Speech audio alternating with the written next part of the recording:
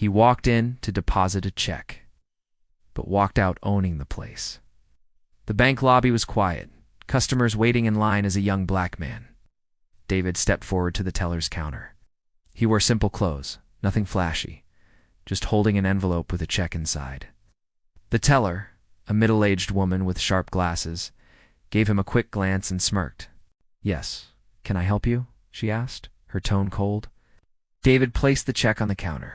"I'd like to deposit this into my account." She slid the paper open, read the amount, and froze. Her eyebrows shot up. This check says $3 million. "Where exactly did you get this?" David replied calmly. "From a business deal. It's legitimate." The teller scoffed loudly, drawing the attention of the people behind him. "I'm hung." "Sure, you expect me to believe you walked in here with $3 million? This is either a scam or stolen." The crowd began whispering. David felt their stares burning into his back, but he stayed composed. "Ma'am, that's my money. Please just do your job." But the teller slammed her hand on the counter. "Security!" she shouted. "Get this man out of here before I call the police." 2 guards appeared instantly, their hands hovering near their belts. The room grew tense. David raised his hands slightly, showing calm. "You really want to do this?" he asked quietly. The teller smirked. "Yes, because people like you don't belong here with millions. You belong outside." Gasps spread across the lobby. Customers pulled out their phones, recording the scene. David sighed, then pulled out his phone and made a single call. His voice was calm, but his words carried weight. "Yeah, it's time. Bring the papers. I'll be waiting inside." The teller frowned in confusion. The guards hesitated. The crowd whispered louder. The bank thought they were throwing him out, but he was about to throw them into shock. The teller folded her arms smugly as the guards hovered close to David. "You've got 2 choices," she sneered. "Leave quietly, or we drag you out." David didn't move, just stood there, calm, checking his watch. "Don't worry," he said softly. What? "In a few minutes, you'll understand." The doors of the bank swung open. A team of sharply dressed lawyers and business executives strode in, carrying thick folders and briefcases. The sound of their shoes on the marble floor echoed like thunder. The teller blinked, confused. "Who are they?" One of the lawyers approached David with a respectful nod.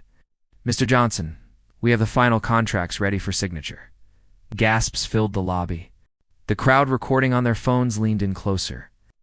David took the documents, flipping through them casually. Good, perfect timing. The teller's mouth dropped. "Mr. Johnson." "What's going on?" David looked her straight in the eyes. "What's going on is simple. I'm not just a customer here today. I'm here to finalize the purchase of this entire bank." The room exploded in chatter.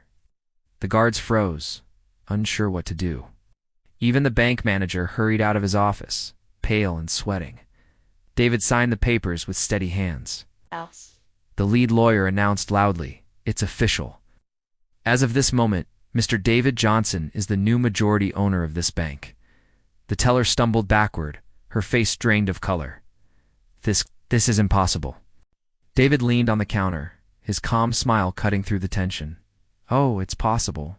And the first thing I'm buying is a new standard for how customers should be treated."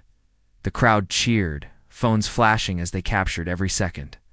Respect costs nothing, but arrogance can cost you everything. The entire bank lobby buzzed with shock.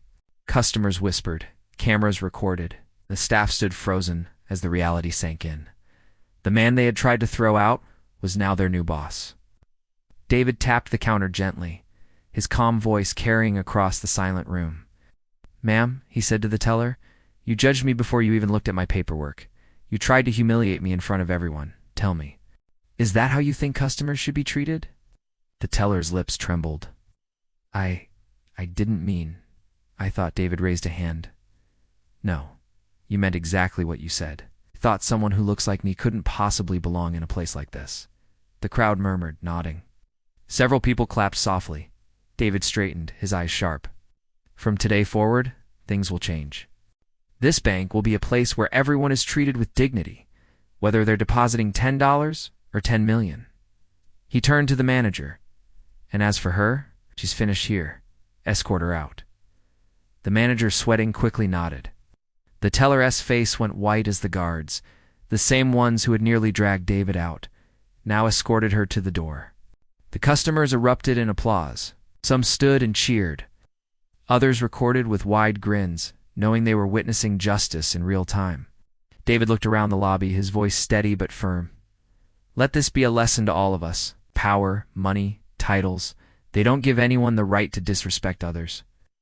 The true measure of a person is how they treat those they think can fight back.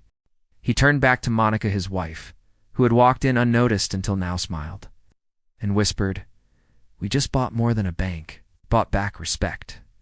And as the cameras flashed, the image of the humble black man turned bank owner spread across the world, a reminder that arrogance falls, but dignity always rises. End of story. From humiliation to empowerment, justice was served right where it was denied.